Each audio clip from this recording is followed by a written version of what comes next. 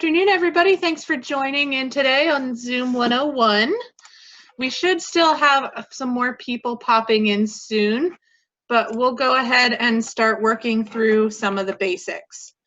I will tell you right now that I am recording this and will be posting this recording on our website later, hopefully by the end of the week. And so you will be able to watch back through it or go to certain points as you're working through your own Zoom settings and set up later.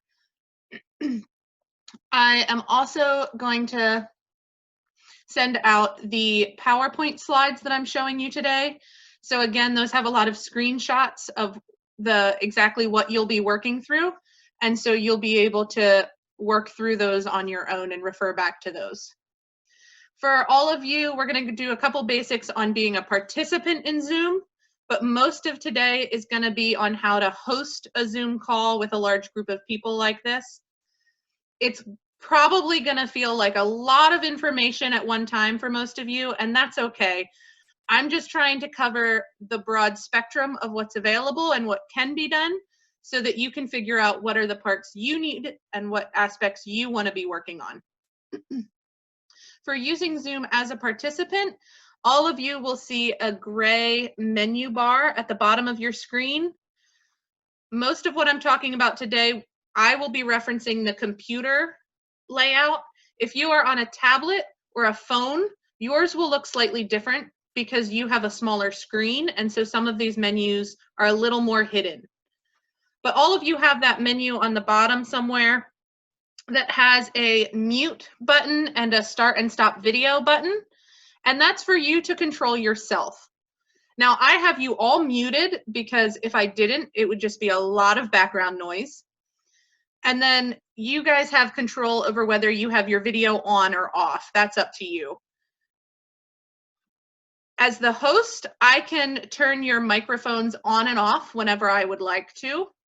I can also turn your video off, but I can't turn your camera back on without you agreeing to it.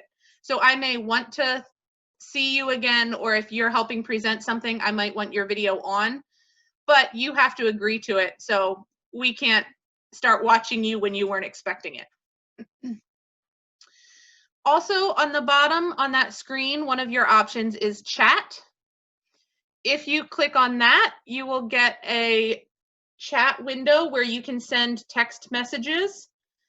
For this particular conversation, I have it limited, so all of you can send messages to me and my co-host Chris from PRC. If you have questions as we go throughout this, please text them, send them to either, preferably to Chris, but you can also send them to me, and then we'll take some time in the middle and then at the end to answer those questions. So I'm going to share my screen with you, and we are going to start looking at what Zoom is and what you might find useful. So on the Zoom website, if you go to their plans and pricing in the top, you'll see the different options. So there's a free plan, and then there's a $14.99 a month plan. Most of you will want one of those two plans. The free plan, the main limitation is that if you have a large group of people, if you have more than 2 people, you're limited to 40 minutes. Now, I have heard that some people say that limit has been lifted. It's not completely lifted, but I have heard of Zoom randomly allowing people to continue past 40 minutes, but that is not at all to be counted on. So the free account is limited to 40 minutes on group meetings. If you're doing one-on-one, it's unlimited. So if most of your meetings are one-on-one, the free account might work great for you. The $14.99 per month lets you do those unlimited one-on-one meetings, but then also lets you do longer group meetings. So the group meeting is actually allowed for 24 hours. So if you happen to need a 24-hour meeting, you'll be all set. The $14.99 is per month, and you can do it month to month. So if this is something that your church or you or your group will need right now, you can just buy it for 1 month and then decide in a month if it's something that you need to continue. That price is per host. And we'll get into more on what being a host or what that means, but essentially it means one room. So if you think of it in the real world of like a conference room, you are getting one conference room. And so you can't have multiple meetings in different rooms at the same time because you only have one conference room. You can, within your one conference room, kind of split up into smaller groups, but you're all also kind of still in the same big room. We will get into a little bit more on that, but that's the other main difference that people get confused on.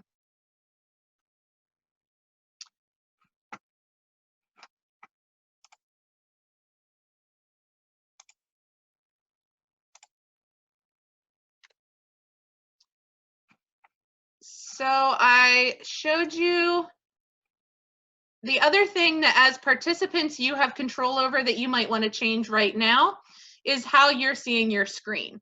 So some of you may be seeing something, well, you're all seeing my screen right now, but when you're not seeing my screen, how you see the videos. You can either see everybody in small boxes like this, or you can see one person large as the speaker and then the smaller thumbnails at the top. You can change this by going to the top right of that black part. You will see something that says gallery view and speaker view. So this is the gallery view. And so the button says speaker view, and I can click that to change to the speaker view. And then this is the speaker view. So that's something that every participant can control on your own computer. When we are sharing screens, like right now when I am sharing my screen with you, you're actually seeing mostly what I'm sharing instead of the videos.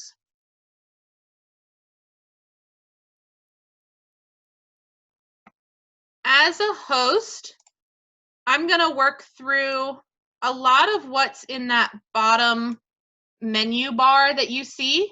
And some of these things, if you're looking at your screen right now, are going to look slightly different than some of the screenshots that I'm going to show you. That difference is because as the host of the meeting, I have more controls than you as a participant have.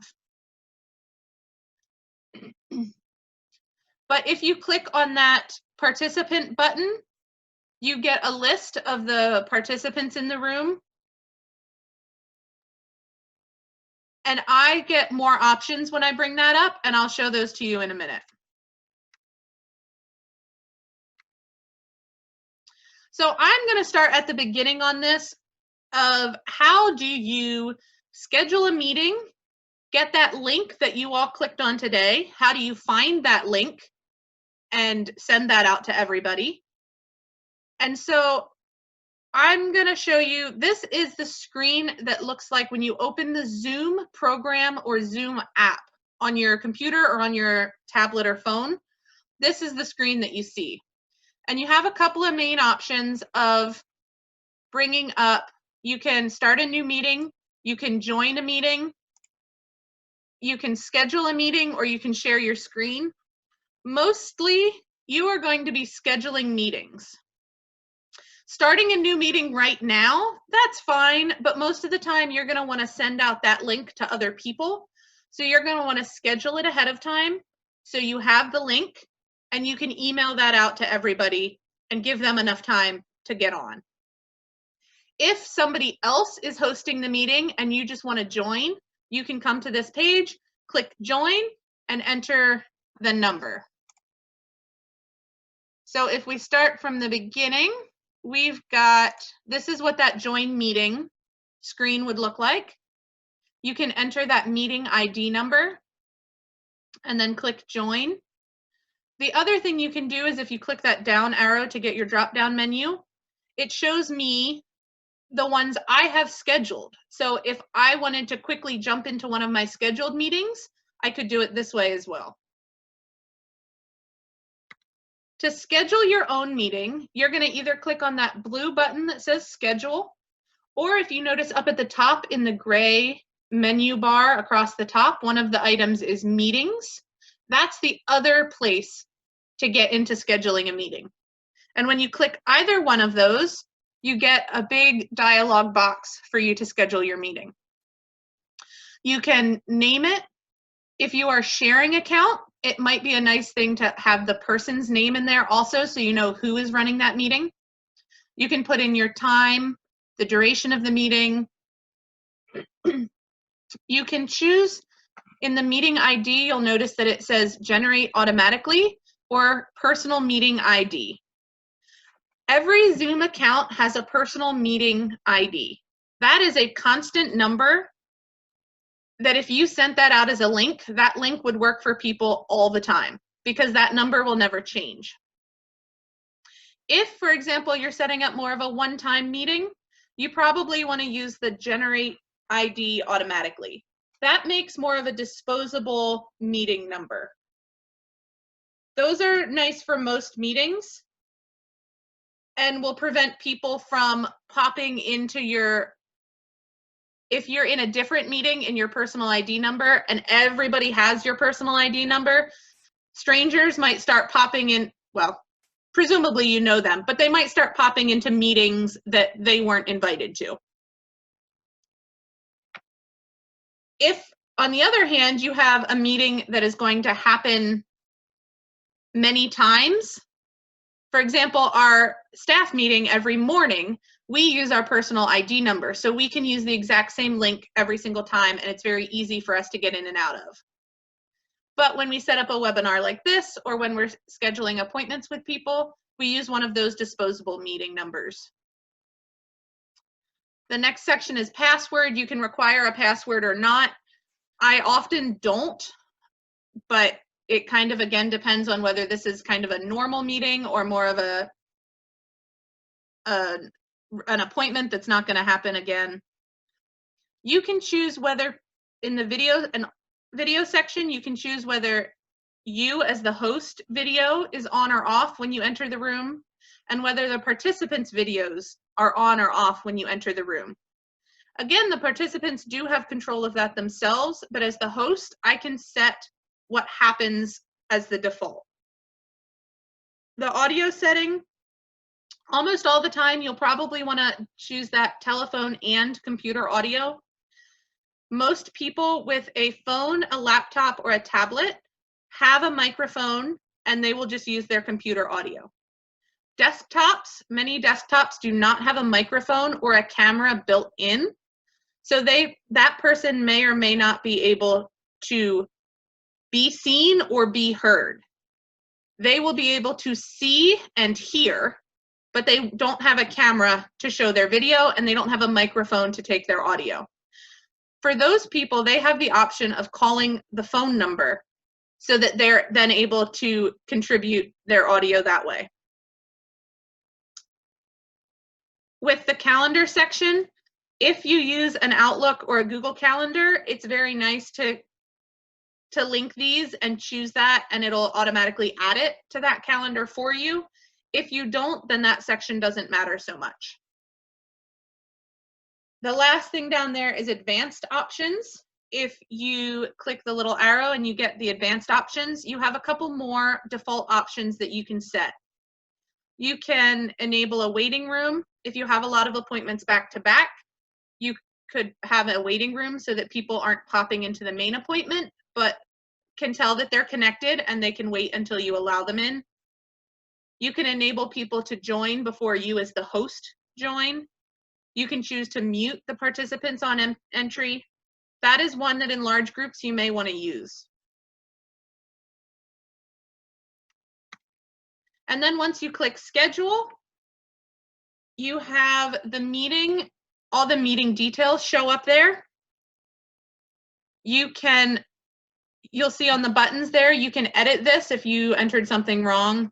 You can start this meeting. So for example, today when I wanted to start our webinar, I came into this meeting page and clicked start, and that started the room.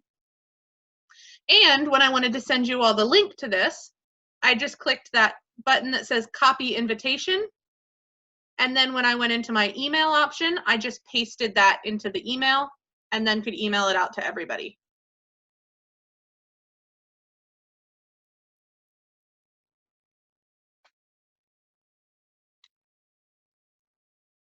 So that's those main buttons that you're going to use. I personally don't use the chat or the contacts up there at the top. I have enough other texting and chat options with people, so I personally don't use those. But those are options you can explore if you want. Next, I'm going to show you the settings. There's a lot of settings in Zoom, and some of the things that I show you today are by default turned off. And if these are things that you're going to want to use, you're going to have to go into your own settings in Zoom and turn them on. So I'm going to walk you through the different settings pages and some of the ones that I find most useful. And then you can figure out for yourself which ones of those, how you would like those settings set. So from this main page, if you click on your initials in the top right corner, it gives you a drop-down menu. And one of the things on there is settings. And when you click that, you get the settings dialog. So you have a lot of tabs over on the left, and then you have your settings in the middle. And there are a lot of options here. A couple that I will point out on the video tab. If you go down to the video tab, one of the things on there is an option that is mirror my video. Most cell phones, most cameras in our devices today by default are mirrored, because then if you raise your right hand, it's on the right hand of the screen. It's a fairly natural thing for many people. However, what then happens is if I hold up a storybook, because I've been reading storybooks to kids over Zoom, all of the words and the pictures are backwards. So I have chosen to uncheck that one so that when I'm reading books, all of that is showing up correctly. So there are a number of options there that you can go through and choose what are best for you. In the audio, you have some more options. There's a shortcut there that I like. When I am muted in a meeting, I press and hold the space bar to temporarily unmute myself. And then I don't have to look around for my mouse and find the button and click on it. I can just do the space bar. This also tells you what speakers and what microphone is being used. And so sometimes if you're having issues with them, this can help. There's a few options there for sharing your screen and how that looks for other people.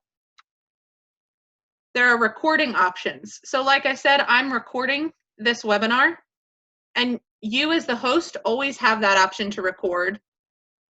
If a participant wants to record as the host, I get the option to accept that or not. That's something I can choose. But one of the nice things here is it tells me where those recordings are being saved, and I could change that to a different folder if I wanted to. And then there's also a tab that has a lot of keyboard shortcuts. If you get into using Zoom very heavily and enjoy your keyboard shortcuts, this is a place where there's a lot of options and you could enable a bunch of these shortcuts, which could come in handy for you. For a lot of others of you, this will just make things more complicated, so you can forget this page. And then if you'll notice, this is most of the settings, but this isn't actually all of the settings. If we go back to that first tab in the settings, the general one, down there at the bottom, it says view more settings. So there are actually even more settings that you have that you're going to need to do. So if we click on that, it's going to take us to the website. When you sign in to the website, this is where you find even more settings. So one thing that's available to you here is you can change your profile picture. If I had a photo in there, when I have my video turned off, it would show that photo instead of a blank screen. And you'll notice here that there are settings. So when I click on these settings, I get even more things to choose. So many of these are, you're choosing the default. This is what, when you schedule a meeting, it will choose these defaults for you. And then often you have time to still change that if you want to. But instead of changing it for every single meeting, you can change your default and then not change it as often. But some of the important ones in here that I wanted to show you is, for example, the private chat feature. So right now I have it actually turned off. You guys can't chat to each other privately without the host seeing it. This is an option that is sometimes that is by default turned on.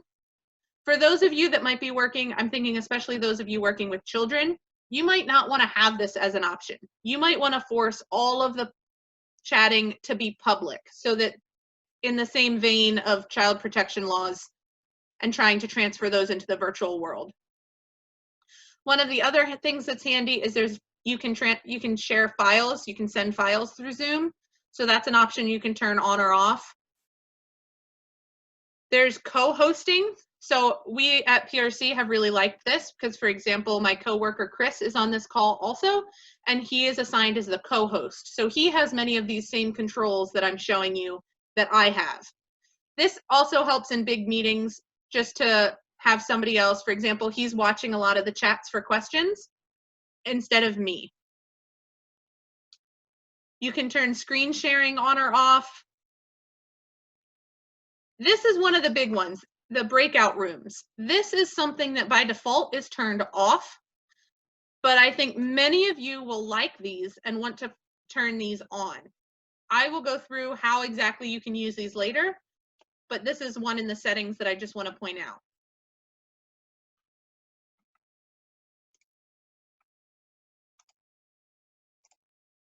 So that's the online settings that some of you will get into needing to set up before you start.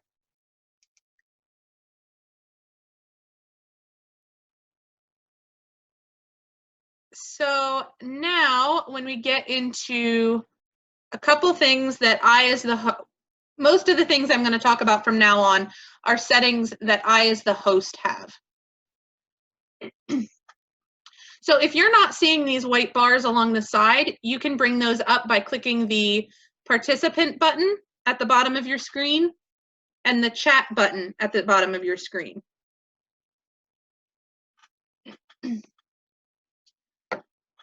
And one of the things I as the host have the option of doing when anybody is in the speaker view, which looks like this with one person large and everybody else smaller, I can control who is being seen at any moment.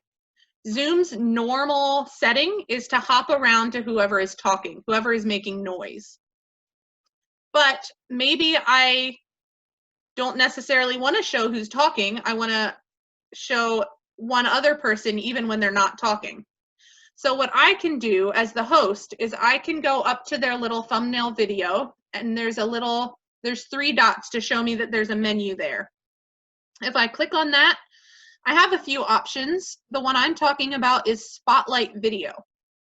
If I click on the Spotlight Video, then their video is the big one, even if they're not the one talking.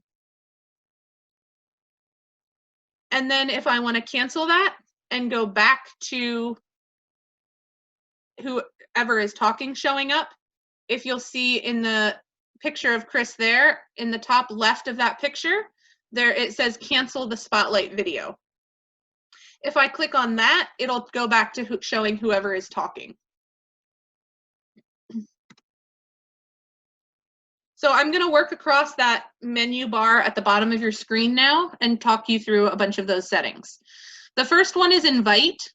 So if you're already in a meeting and you need that invitation quick to send to one more person that can't find it, you can find it by clicking that invite button. And then you see there at the bottom, you have buttons to copy the URL, that link, or to copy the full invitation. So you could copy those and paste those into an email quick.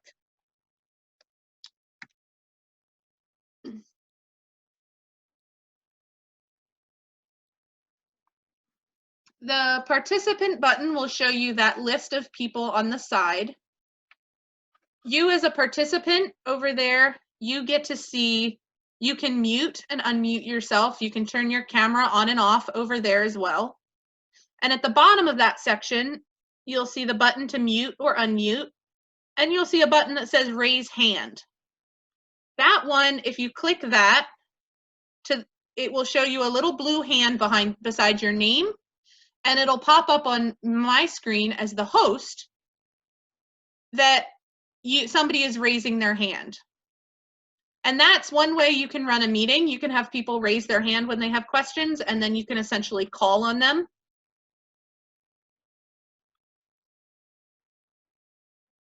Oh, I have one question here quick about the spotlight video. Just to be clear, many of these things that I show you, you can't see on Zoom. You can only see them on my screenshots that I'm sharing and showing you. You are not the host. You do not have these controls right now. I'm showing you the controls that you will have when you are hosting your own meeting.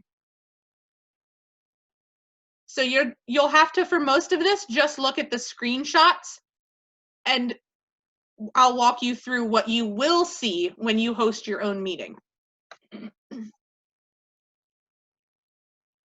So once you have your hand raised, you'll see that that button at the bottom changes to lower hand. If you change your mind, you can lower your hand again.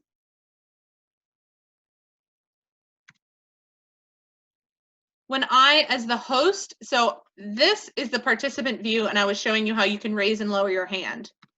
This is the host view. When somebody raises their hand, I see that little blue hand that pops up on their video thumbnail. When I go over top of somebody's name in my participant list, I have a number of options there. I can lower their hand, I can unmute them, and then there's also a drop-down menu of options there. I can chat to them. Maybe I can take their question privately if I want to. Or I can make them the host if I want to pass these controls that I have to somebody else. That's what I did today when I made my coworker Chris the co-host. I found his name on the list and I clicked for that drop-down menu and I made him the co-host. So we both have those controls. One of the options in that list was to rename people. If somebody can't figure out how to rename themselves, that's really handy. I can do that for them. And then that person would be renamed. As the host, my participant screen there to the right, my buttons say mute all or unmute all. So I have the control to mute everybody or not, or unmute everybody. And then that more drop-down menu, if I click on that, I get even more options. I can have people muted when they join the room. I can allow you to unmute yourselves, or I can take that away and just, I'm the only one that has that control. I can lock the meeting. If I didn't want anybody else to be able to jump into this meeting unexpectedly, I could lock the meeting. And that way, even if somebody did have the link, they would not be able to enter the meeting. So the next one across the bottom there is the share screen button. That's actually what I'm doing with you right now. That's how I'm showing you these slides. So as the host, if I click on that button, I get a pop-up box that asks me what I want to share with you. I can either share my entire screen, which is what is highlighted right now. I can share my whiteboard, which I will show you later. A whiteboard, it's what it sounds like. It's just a white screen that we can all write and type and draw on. Or I can share you just an individual individual program. I could share with you just that Word document if I didn't want to see the rest of my screen. And you'll notice at the bottom of this dialog, there's an option for share computer sound. If I wanted to share a video clip or music and I wanted that sound for you to be able to hear that sound also, I would want to check that box so that you would hear those sounds.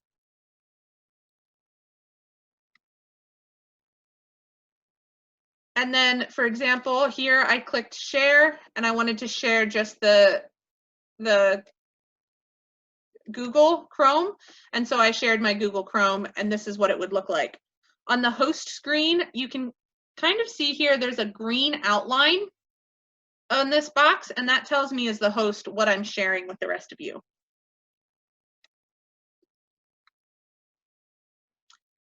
You'll also notice on that shared screen that I have a menu bar at the top. When I share my screen with you, I still have a lot of control of menu options. But as participants, you don't see that menu bar. You're seeing it now because I've shared my screenshot with you.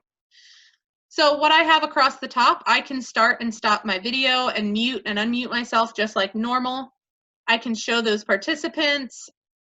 There are a couple extra ones up there now. There's an annotate button. If I want to draw on this website or whatever I'm showing you, I can click that. I can click remote control. The remote control menu will give me the possibility to turn my mouse and keyboard control over to somebody else in the group. So for example, we could all be editing one Word document right now because I could turn my mouse and keyboard over to somebody else and they could do the editing and we could do it together that way. And then there's some more menu options there that I can get into also, like the chat, or I can disable other people from annotating on this if I don't want anybody else to be able to do that. So one of the things I mentioned you can share is a whiteboard. So this, if I had chosen to share a whiteboard, this is what would come up. And we would have, when you click annotate, you get that little menu there that gives you text options and drawing options. And on the far right, you'll see that you can save this. If you create a masterpiece and want to keep this for the future, you can save this file also.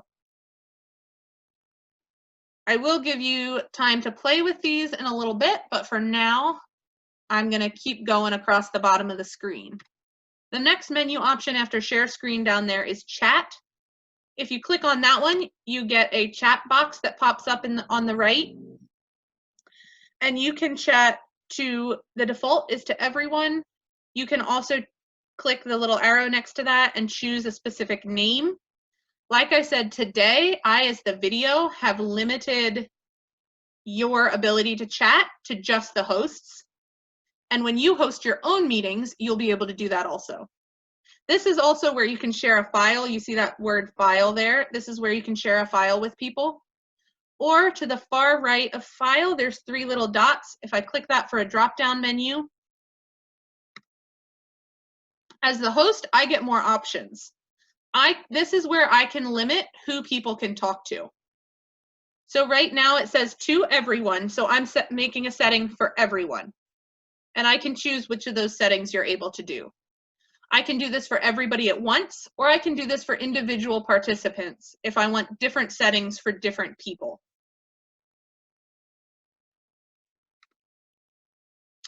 The next one across the bottom there is record. And like I said, you can, as the host, I can record this. I can also allow my participants to record.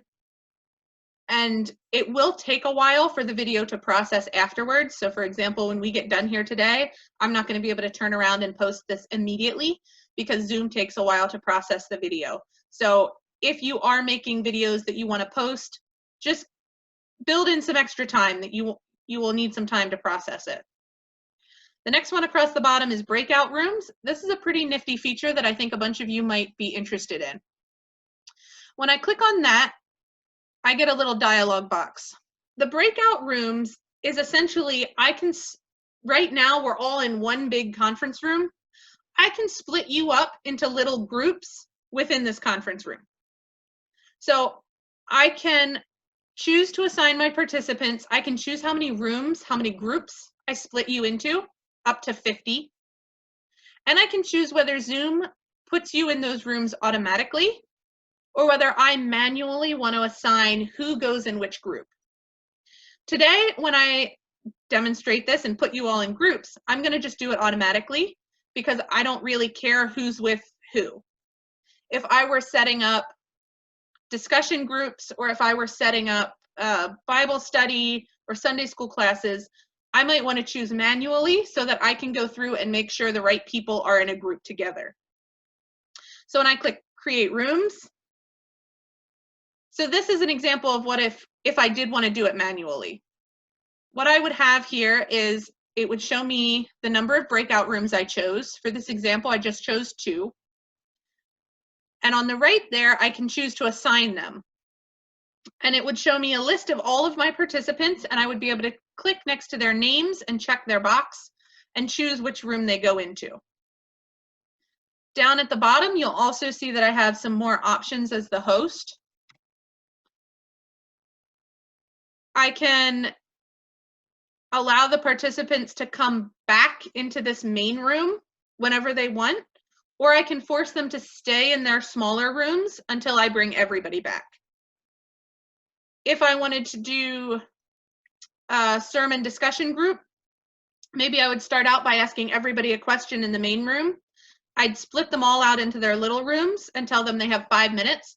I could actually set a timer here that the rooms will close automatically after 5 minutes and everybody will come back into the main room.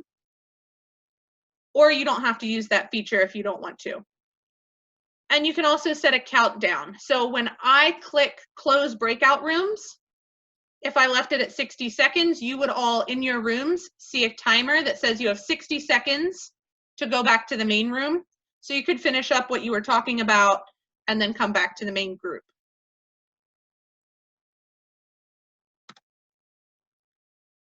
So this is what as the host I see. Now I have assigned my people into breakout rooms. They're in their rooms. I'm still in the main room. And you'll notice that I'm the only participant in the main room. Everybody else has gone into their breakout rooms, which in my example is only one person, but she's in her breakout room.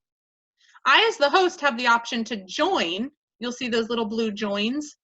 I can join either room. So as the host, I can't be in all the rooms at once. I can't hear all the groups at once. I can't see all the groups at once, but I can jump in and out to any group I want to be in. I have the option to broadcast a message to everybody. So I can type in a little text message that would pop up for everybody in all the breakout rooms if I wanted to. And then, for example, if a new person joined in and wasn't in a room, so Chris just joined this chat and he's in the main room with me. You see that he's on that participant list with me. And in that dialog box, you see that he's unassigned. So this is how I know that he hasn't been assigned to a room.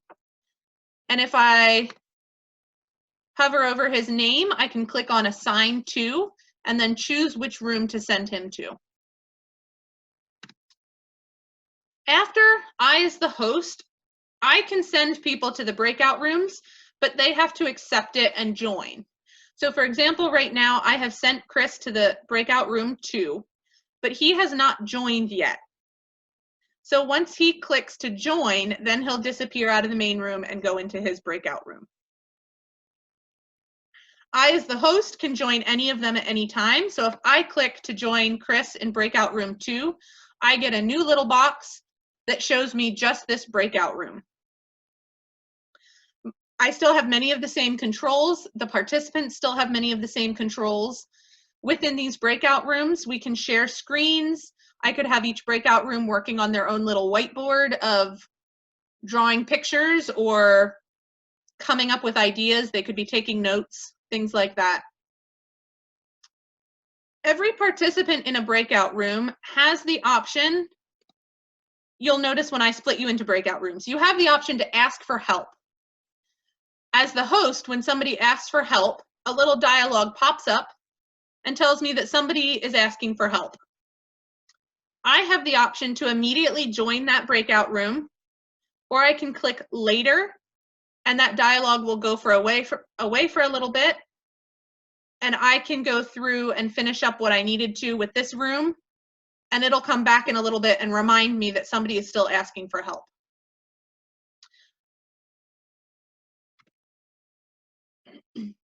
And then if I click on the breakout rooms at the bottom on my menu again, this is how I get this little box up, and that's how I can close all the rooms and bring everybody back into the main room.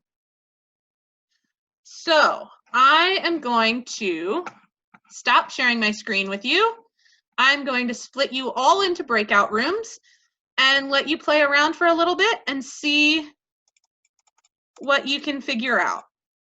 This will give you what it feels like to the participants when they're in a breakout room. One of you in your group can share your screen and choose whiteboard. You can share a whiteboard for you all to play on and learn how to use that also. So I'll give you a few minutes in your breakout rooms. If you do have questions, you can call for help and I will be popping around. And then I'll bring you back into the main room in a little bit.